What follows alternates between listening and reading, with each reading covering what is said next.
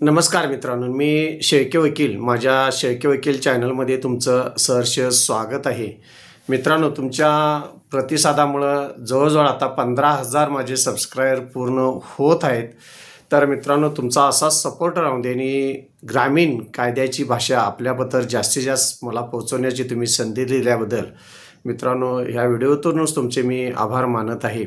जास्तीत जास्त कायद्याच्या दृष्टिकोनातून आपल्याबद्दल हे कायद्याचं ज्ञान मिळावं या दृष्टिकोनातून जास्तीत जास्त माझे प्रयत्न चालूच आहेत.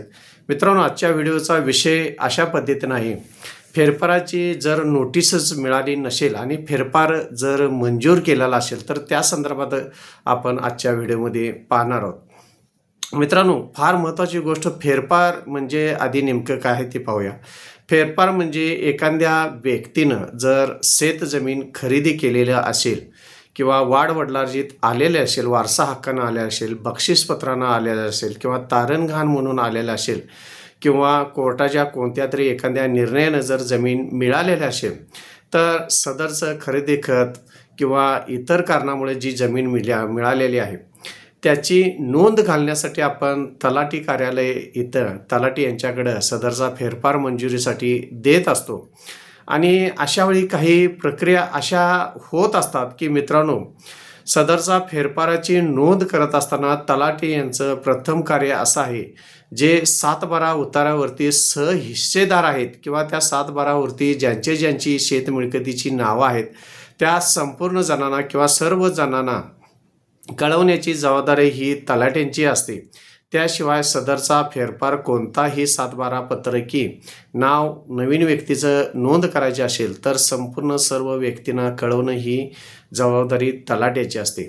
पण काही जर चुकीच्या पद्धतीनं जर खरेदी झालेलं असेल, बक्षीसपत्र मिळालेलं असेल, मृत्यूपत्रानं जर जमीन मिळालेलं असेल किंवा वाडवडिलार्जित काही वारस वगळण्याची शक्यता असेल तर अशा पद्धतीनं तलाठी यांना हाताशी धरून काही मंडळी काय करतात की फेरफाराची नोटीसच संबंधित शेतकऱ्यांना ही मिळू देत नाहीत. मग अशावेळी नेमका प्रश्न निर्माण होतो की सदरचा फेरफार जर नोटीस नाही मिळाली तर आपण काय करायचं. तर मित्रांनो, सदरची नोटीस देणं हे कायदेशीर, तलाठी यांना कायदेशीर असतं.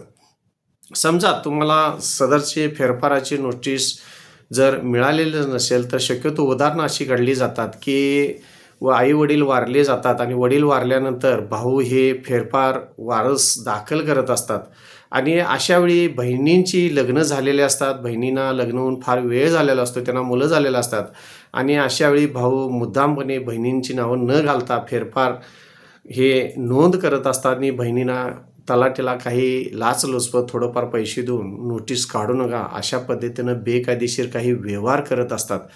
त्यावेळी जर अशी नोटीस नाही मिळाली तर त्या बहिणीने काय करायचं, हा असा साधारण प्रश्न निर्माण होत असतो.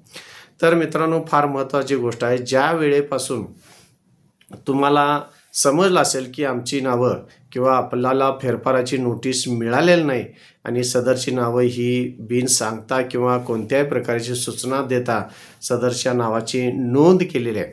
आता हे तुम्हाला कळालं कधीपासून हे फार महत्त्वाचं आहे.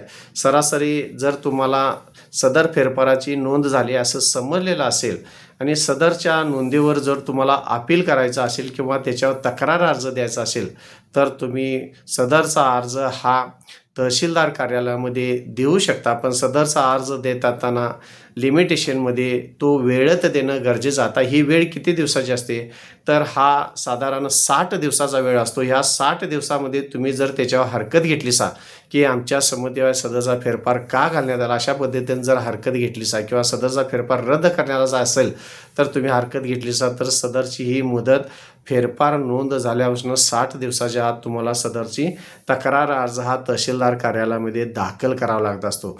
त्यानंतर सुद्धा समजा जरी वेळ गेलेला असेल 60 दिवसानंतर, त्यानंतर जरी वेळ महिना, 2 महिने, 4 महिने, वर्ष जरी गेलेला असेल, ज्या दिवसापाशी तुम्हाला समजलं तेवढ्या दिवसाचा विलंब माफ करून हा तहसीलदार कार्यालयाकडून मागावा लागत असतो. त्यानंतर तुम्हाला कायदेशीर सगळी पुढची गोष्ट होत असते.